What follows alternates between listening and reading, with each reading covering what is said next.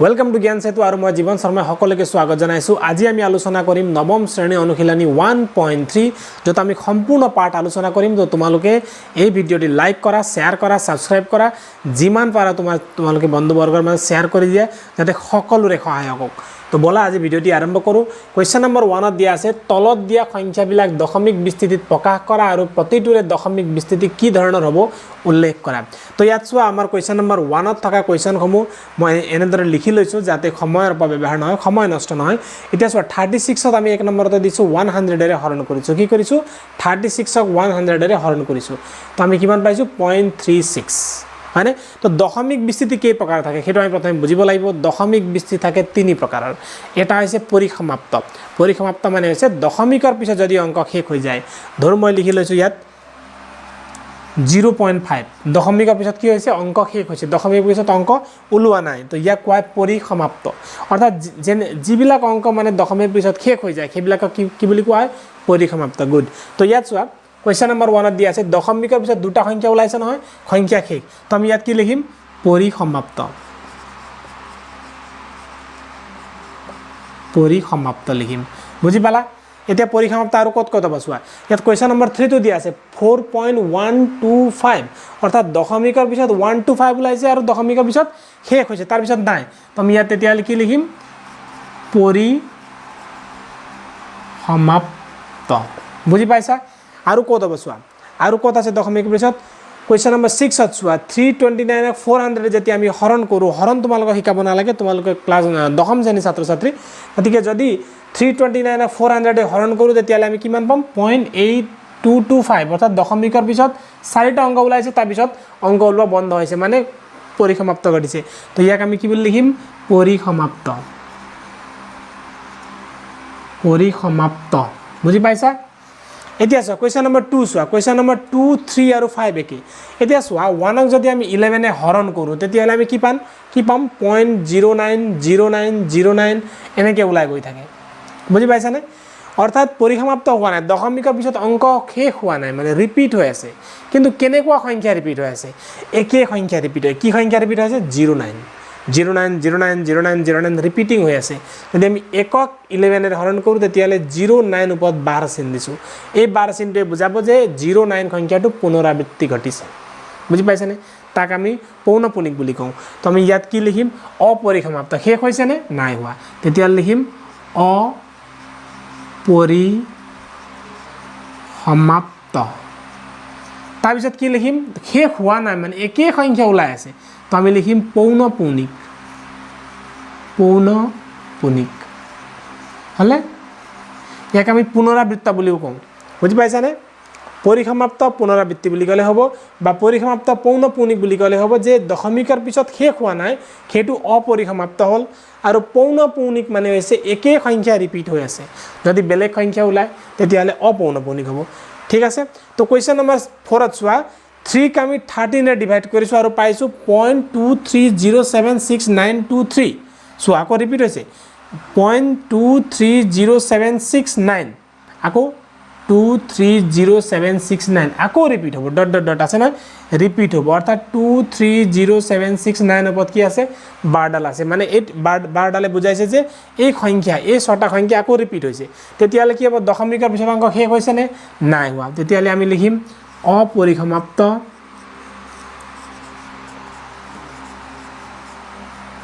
অপৰিসমাপ্ত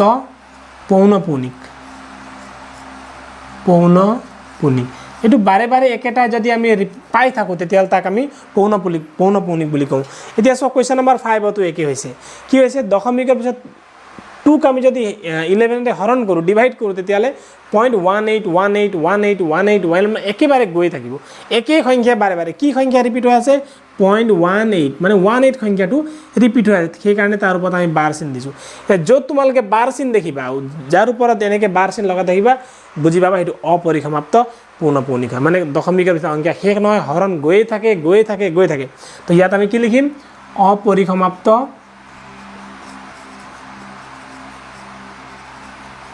অপৰিসমাপ্ত পৌনঃপুনিক। পৌনঃপুনিক। বুজি পাইছা question number 1 clear হৈ গল। পৰিসমাপ্ত মানে দশমিকৰ পিছত যদি অংক শেষ হৈছে তেতিয়াহ'লে আমি তাক পৰিসমাপ্ত বুলি কওঁ অপৰিসমাপ্ত মানে হৈছে দশমিকৰ পিছত অংক শেষ হোৱা নাই ইয়াত কিন্তু বাৰে বাৰে একেটাই ওলাই গৈ আছে সেইকাৰণে লিখিছে আমি পৌনঃপুনিক বা পুনৰাবৃত্ত বুলি আমি কওঁ বুজি পাইছানে এতিয়া আমি কোৱেশ্চন নম্বৰ 2 লৈ আগবাঢ়ো 2 তো কি আছে কেনেদৰে আমি সহজ পদ্ধতিৰে কৰিব পাৰো তো বলা তোমালোকে ভিডিও চাই থাকিবা কোৱেশ্চন নম্বৰ 2 দিয়া আছে তোমালোকে জানা যে 1/7 0.142857 অৰ্থাৎ ওপৰত বাৰ আছে মানে খাতেৰে যদি একক আমি হৰণ কৰো তেতিয়ালে এই সংখ্যাটো আমি ৰিপিট পাই থাকিম মানে একে সংখ্যাকে পুনৰাবৃত্তি ঘটি থাকিব দীঘলীয়া হৰণ নকৰাকৈ 2/7 3/7 4/7 5/7 6/7 ৰ দশমিক বিস্তৃতি কিমান হ'ব উলিয়াবলৈ কৈছে কিন্তু দীঘলীয়া হৰণ আমি কৰিব নোৱাৰো অৰ্থাৎ আমি হাতেৰে 2 হৰণ কৰি নকৰাকে উলিয়াব লাগিব হাতেৰে 3 হৰণ নকৰাকে উলিয়াব লাগিব হয়নে এই সংখ্যাটোৰ পৰা এতিয়া আমাৰ ইয়াত চোৱা আমাক দিয়া আছে আমি কি লিখিলো 1/7 0.142857 এই সংখ্যাটো ভালদৰে মন কৰি লোৱা হাতে একক হৰণ কৰোতে এই সংখ্যাটো আমি পাইছিলো হয়নে এতিয়া আমি কি উলিয়াম এতেকে 2/7 কি হ'ব 2 * 1/7 হ'বনে বুজি পাইছা 2 * 2 তাৰ তলত কি আছে 7 আছে অৰ্থাৎ আমি যদি 1/7 ক 2 ৰে পূৰণ কৰি দিও তেতিয়াহলে আমি পাব পাৰো 2/7 যদি আমি 1/7 ক 3 ৰে পূৰণ কৰি দিও তেতিয়া 3/7 পাম তেনেকৈ আমি এতিয়া অকল এই সংখ্যাটো পূৰণ কৰি দিলে ইয়াৰ আমি ভাগফলটো পাম বুজি পালা এতিয়া আমি কি কৰিম 0.142857 অকল এই সংখ্যাটো লম এই সংখ্যাটোক আমি 2 ৰে পূৰণ কৰি দিম কি আছে 14287 ইনটু কিমান পাতিম ইনটু 2 পাতিম বুজি পালা তো 7 দুগুণ হৈছে আমাৰ 14 কইলে 1 5 দুগুণ 10 10 একে 11 1 কইলে 1 তোমালোকে পূৰণ কৰিব জানা কিন্তু মই এবাৰ দেখুৱাই দিছো 8 দুগুণ 16 16 একে 17 7 কইলে 1 2 দুগুণ 4 4 একে 5 4 দুগুণ 8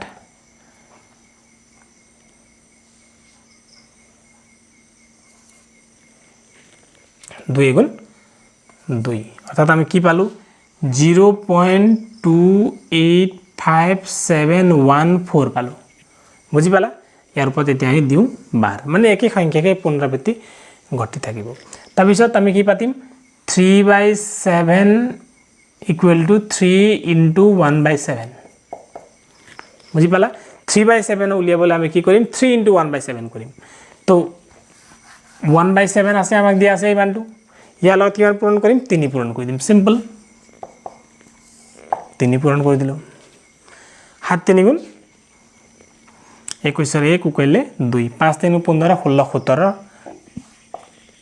7 কইলে 1 8 3 24 24 একে 25 5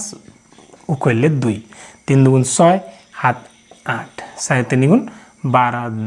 2 কইলে 1 3 গুণ 3 3 একে 4 কি পালো এতে লিখি দিছো 0.428571 পালো নহয়নে এতিয়া 4/7 কৰা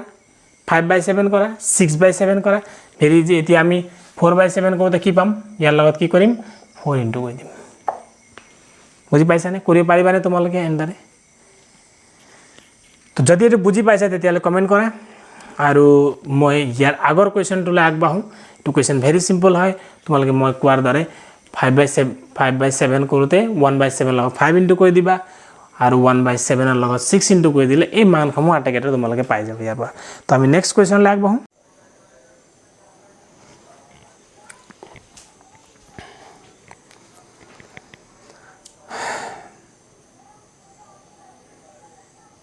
ক্লাস 9 ৰ মোস্ট ইম্পৰ্টেন্ট টপিক সমূহৰ ভিতৰত এটা হৈছে কোৱেশ্চন নম্বৰ 3 যেটো তোমালোকে বোৰ্ডত দেখি আছা এই কোৱেশ্চনটো p/q আকাৰত প্ৰকাশ কৰিব লাগে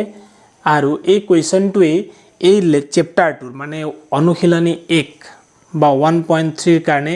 বহুত ইম্পৰ্টেন্ট হয় কাৰণ ইয়াৰ পৰা কোৱেশ্চন নম্বৰ আহে আৰু এটো না জানিলে তোমালোকে ইয়াৰ পৰা 2 নম্বৰ যাব তো সো আমি অংকটো কেনেদৰে কৰিম কোৱেশ্চন দিছে 1 নম্বৰ 0.6 ওপৰত আছে 12 এতিয়া 12 ৰ শব্দৰ অৰ্থটো হৈছে মই আগতে তোমালোকক কৈ দিছো যে সেই সংখ্যাটো ৰিপিট হৈ গৈ থাকে যদি 6 ৰ ওপৰত বাৰ আছে তেতিয়ালে 6 ইজ ৰিপিটিং 6 বাৰে বাৰে ওলাই গৈ থাকিব এতিয়া চোৱা আমাক কি কৈছে যে p/q আৰ্হিত প্ৰকাশ কৰিবলৈ কৈছে মানে ইয়াৰ ভগ্নাংশ ৰূপটো কি হ'ব মানে কি সংখ্যা কিহেৰে হৰণ কৰিলে 0.6 বাৰ পাম মানে 0.6 মানে 666 ওলাই গৈ থাকিব হয়নে তো এতিয়া চাওঁ ধৰো x equal to 0.6 মই ধৰি ললো বুজি পালা যেটো কোৱেশ্চন দিয়া আছে সেইটো মই কোৱেশ্চন ধৰি ললো এতিয়া 0.6 12 শব্দটো মই আগতে কৈছো 666 ডট ডট ডট ডট হয়নে ইয়াক দিলো ইকুৱেশ্যন নম্বৰ 1 এতিয়া চোৱা এই ইকুৱেশ্যন নম্বৰ 1 মানে x equal to 0.666 এতিয়া ইয়াক আমি এটা সংখ্যাৰে পূৰণ কৰিব লাগে যিটো সংখ্যা বাৰে বাৰে ৰিপিট হৈ আছে মানে 6 মানে সংখ্যাটো 6 এটা আছে গতিকে এটা 6 বাৰে বাৰে ৰিপিট হৈ আছে গতিকে আমি ইয়াক 10 ৰে পূৰণ কৰিম যদি দুটা সংখ্যা দুটা নাম্বাৰ ৰিপিট হৈ থাকে ধৰা 0.45 আছে নহয় দুটা ৰিপিট হৈ থাকে তেতিয়ালে আমি 1 ৰে পূৰণ কৰিম আৰু যদি তিনিটা ৰিপিট হৈ আছে ধৰা 0.001 আছে তিনটা ৰিপিট হৈ আছে গতিকে তেতিয়ালে আমি 1000 ৰে পূৰণ কৰিম বুজি পালানে এতিয়া মই কি বুলি কলো যে উভয় পক্ষত কি কৰো উভয় পক্ষত 10 ৰে পূৰণ কৰি পাও মই 10 কিয় পূৰণ কৰিছো কাৰণ এটা সংখ্যা ৰিপিট হৈ আছে গতিকে এটা 0 থকা সংখ্যাৰে পূৰণ কৰিব লাগে পূৰণ কৰি পাও মানে 10 ৰে পূৰণ কৰিব লাগে এতিয়া চোৱা ইয়াৰ লগত 10 পূৰণ কৰিলে কিমান হ'ব 10 * x একদম মই সহজ ভাষা তোমালৈ কৰি দেখুৱাই দিম এতিয়া তাৰ পিছত ইয়াৰ লগতো 10 পূৰণ কৰা 10 * 666 নহয় নে এনেকুৱা হ'ব তাৰ পিছতে 10 * x মানে 10x ইয়াৰ লগত 10 পূৰণ হলে 0.11 সোঁফালে গুচি যাব পূৰণ কৰিলে 11 সোঁফালে যায় হৰণ কৰিলে 11 বাওঁফালে যায় মানে 11 সোঁফালে গলে 6.11 যাব 0.666 এনেকৈ গুচি যাব হৈছে নে এতিয়া আমি কি কৰিম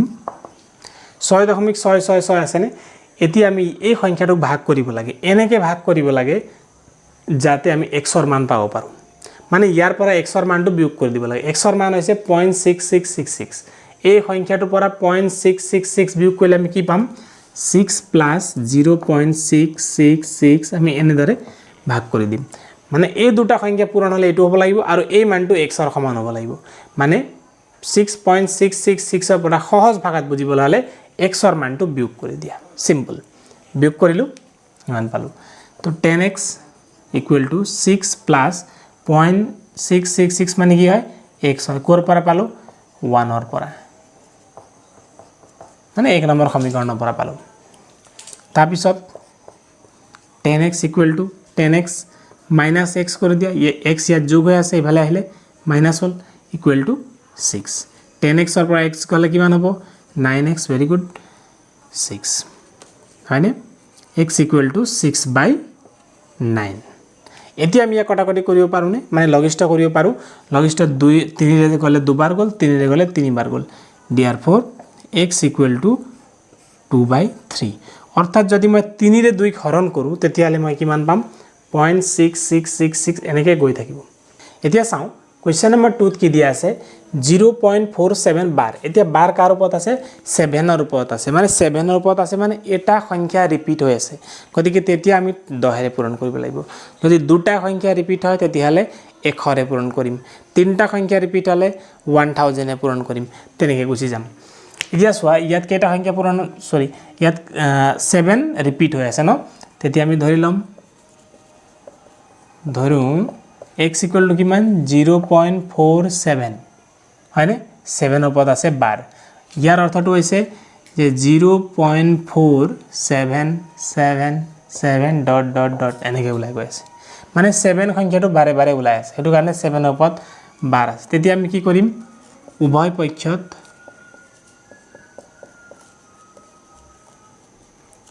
পক্ষত 10 ৰে পূৰণ কৰি পাও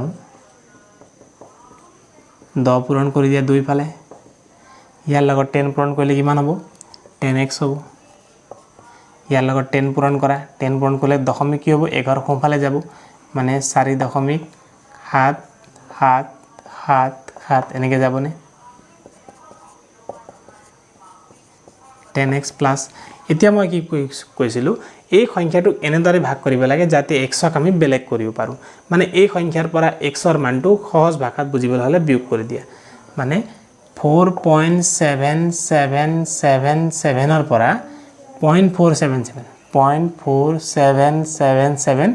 বিয়োগ কৰি দিবলৈ কৈছে তো 0003.4 মানে 4.3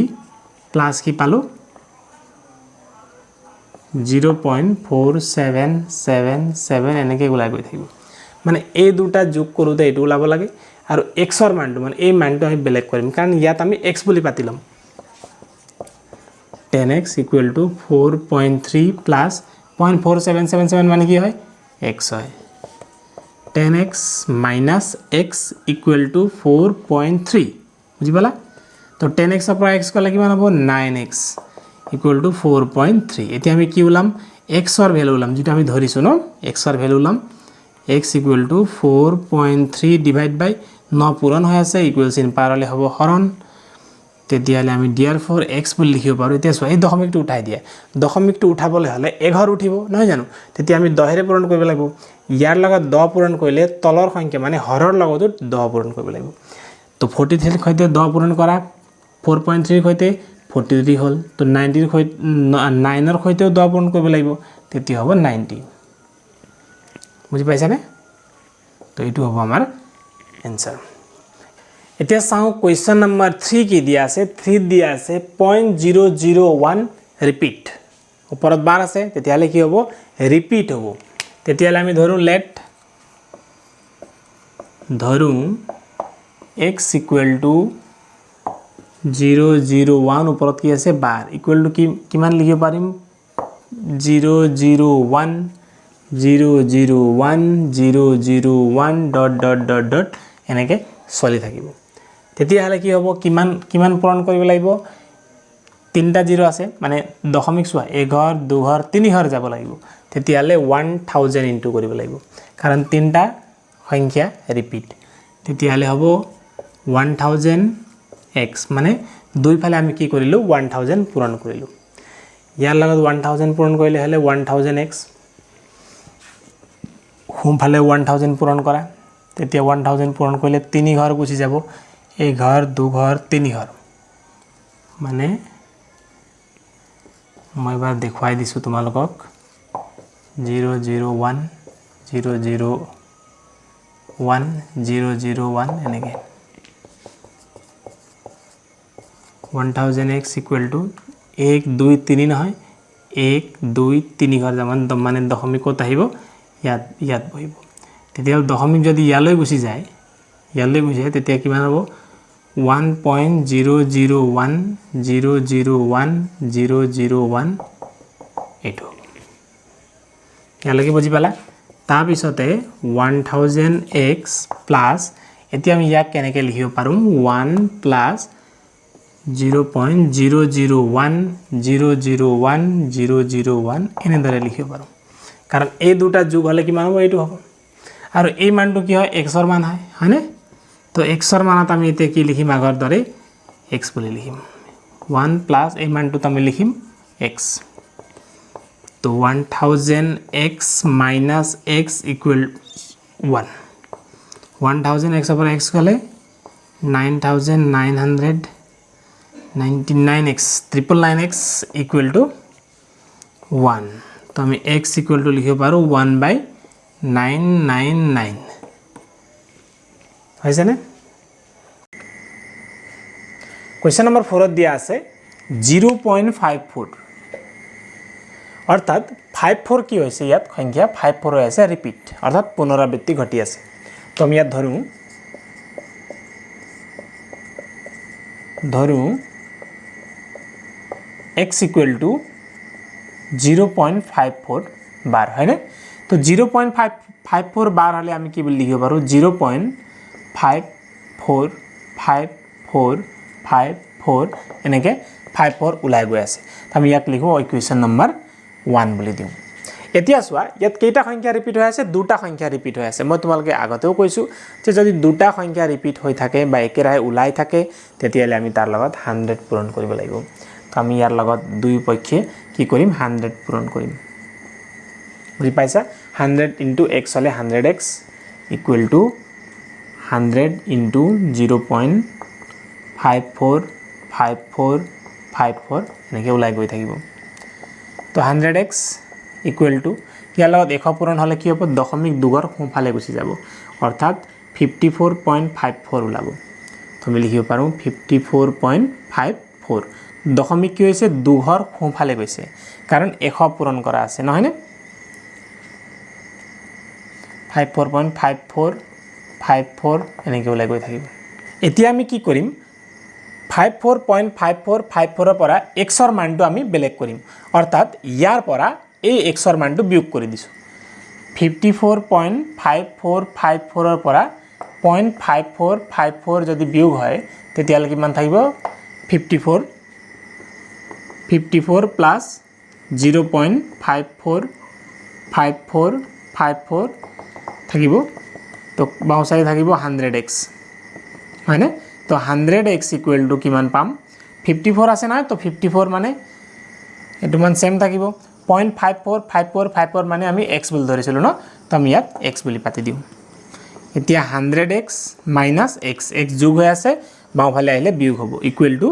54 নহয়নে তো 100x ৰ পৰা x বিয়োগ হলে কিমান হ'ব 99x equal to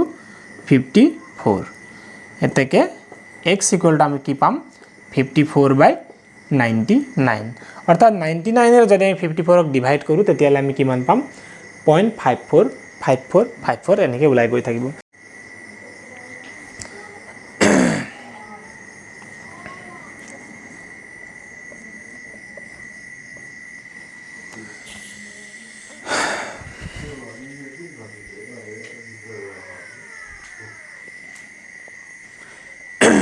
One, two, three. Question number 5 দিয়া আছে 0.59 এতিয়া ইয়াত কি হৈছে 9 সংখ্যাটো ৰিপিট হৈ আছে তো আমি ধৰু x equal to 0.599 is repeating অৰ্থাৎ 9 বাৰে বাৰে ওলাই গৈ আছে তেতিয়ালে আমি ইয়াক কি বুলি ধৰিব পাৰো 0.599 ... হয়নে যেহেতু এটা সংখ্যাৰ পুনৰাবৃত্তি ঘটি আছে মানে একটা সংখ্যাই ওলাই গৈ আছে গতিকে এই সংখ্যাটোৰ লগত আমি দুই পক্ষে কি কৰিম দুই পক্ষে আমি 10 পূৰণ কৰিম 10 কেলে কৰিছো কাৰণ অকল এটা সংখ্যা ৰিপিট হৈ আছে দুটা সংখ্যা ৰিপিট হলে 100 পূৰণ কৰিব লাগিব ইয়াৰ লগত 10 পূৰণ কৰা 10 into 0.9999 ওলাই গৈ আছে 10x equal to 10 ইয়াৰ লগত পূৰণ কৰিলে 5.9999 নহয়নে 10x equal to এতিয়া সোয়া এই সংখ্যাটোৰ পৰা আমি x ৰ মানটো বেলেগ কৰিম 5.999 ৰ পৰা 5.999 ধৰি লোৱা দুটা বা তিনটা ধৰিলে হৈ যাব 0.59 আমি কি কৰিম বিয়োগ কৰি দিম 0 0 9 ৰ পৰা 5 গলে থাকিলে 4 মানে হৈছে 54 5.4 plus 0.5999 এনেকৈ ওলাই গৈ আছে 10x equal to 5.4 plus এই মানটো কিমান হয় এই মানটো হৈছে x তো আমি ইয়াৰ লগত কি কৰো x এটা দি দিও x এটা ইয়াৰ লগত যোগ হৈ আছে বাওঁফালে আনিলে বিয়োগ হ'ব 5.4 10x আছিলে 9x equal to 5.4 নহয় নে এতিয়া আমি কি কৰিম 5.4 divide by 9 equal to কি হ'ব দশমিক এটা উঠাই দিয়া মানে 10 এটা ইনটু কৰিব লাগিব 10 ইনটু কৰিলে 54 তেতিয়ালে তলটো 10 ইনটু কৰিব লাগিব তো 9 10 গুণ হ'ব 90 অৰ্থাৎ 90 যদি 54 ক ডিভাইড কৰা হয় তেতিয়ালে 0.5999 কে ওলাই গৈ থাকিব কোৱেশ্চন নম্বৰ 6 হোৱা 6 ত দিয়া আছে 0.345 হয়নে তো 0.345 ত কি আছে 45 ৰিপিট হৈ আছে অৰ্থাৎ দুটা সংখ্যা ৰিপিট হৈ আছে তেতিয়ালে x ইকুৱেল টু 0.345 অৰ্থাৎ আমি ইয়াক কি বুলি লিখিব পাৰোঁ 0.3454545 নহয়নে ইয়াক সমীকৰণ নম্বৰ 1 দিয়া এতিয়া চোৱা এতিয়া আমি কি কৰিম দুই পক্ষে কি কৰিম যেহেতু দুটা সংখ্যা পুনৰাবৃত্তি ঘটিছে গতিকে 100 এ পূৰণ কৰিম তো তোমালোকে ইয়াত লিখিব পাৰিবা যে দুই পক্ষত এখৰে পূৰণ কৰি পাওঁ তেনেদৰেও লিখিব পাৰিবা এতিয়া চোৱা x ৰ লগত এখ পূৰণ কৰিলে হ'ব 100x ইকুৱেল টু ইয়াৰ লগত 100 পূৰণ কৰা এবাৰ মই কৰি দিছোঁ 100 into 0.3454545 dot dot dot 100x equal to 100 পূৰণ কৰিলে কি হ'ব দশমিক দুঘৰ সোঁফালে লৈ গুচি যাব অৰ্থাৎ 34.54 34.54 এনেদৰে গুচি যাব বুজি পাইছানে এশ পূৰণ কৰিছোঁ গতিকে দশমিক দুঘৰ সোঁফালে যাব 100x ইকুৱেল টু এতিয়া এই সংখ্যাটোৰ পৰা আমি x ৰ মানটো বেলেগ কৰিম x ৰ মান কি আছিলে 0.3454545 এই মানটোৰ পৰা বেলেগ কৰা গতিকে ইয়াত বিয়োগ কৰি দিয়া 34.5454 ৰ পৰা কি বিয়োগ কৰিব লাগিব 0.34545 নহয়নে নালাগে তো 0 হ'ল 0 0 0 5 ৰ পৰা 3 গলে হ'ব 2 দশমিক 34 অৰ্থাৎ 34.2 প্লাস কি হ'ব 0.34554 এনেকৈ থাকিব 100x ইকুৱেল টু এটা 34.2 প্লাস এই মানটো কি হয় এই মানটো হৈছে x গতিকে ইয়াত আমি দিও x বুলি 100x minus x equal to 34.2 নহয়নে এতিয়া 100x ৰ পৰা x বিয়োগ হ'লে হ'ব 99x equal to 34.2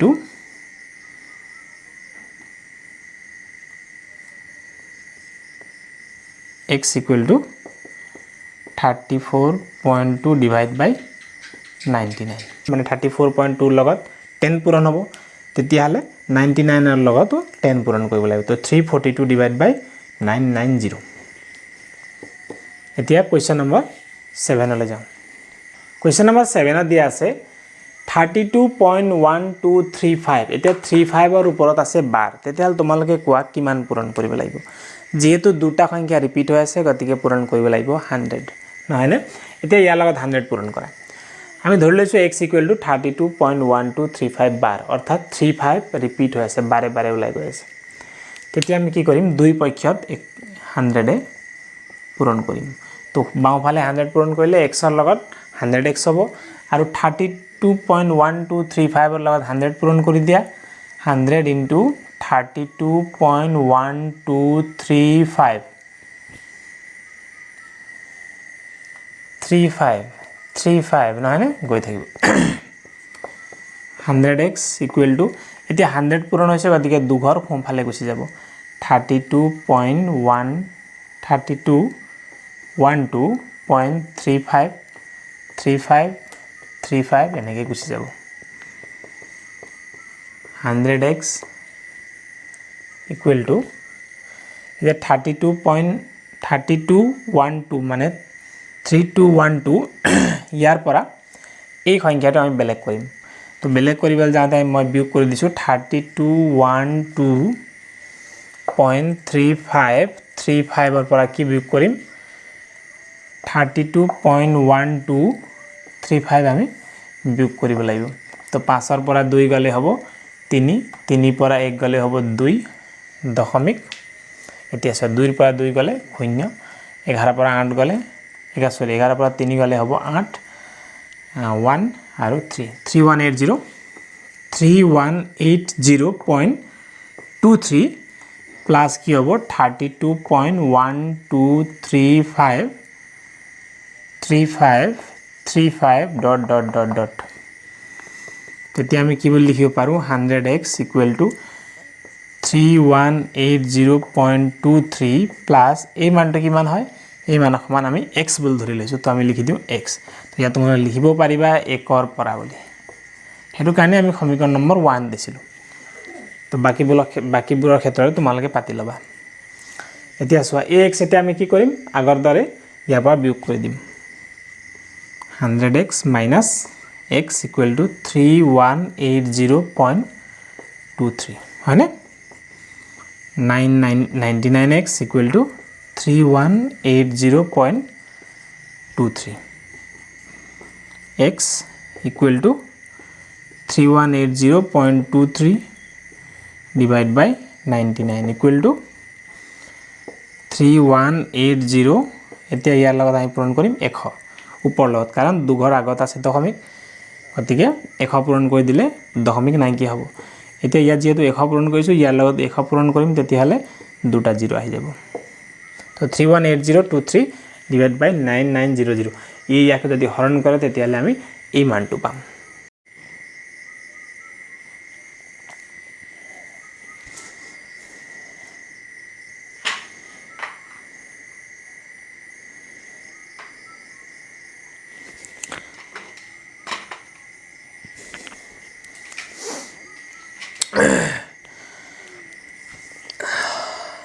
One, two, three. Question number 8 দিয়া আছে 0.37 bar অর্থাৎ 7 সংখ্যাটো 7 সংখ্যাটো বাৰে বাৰে ওলাই আছে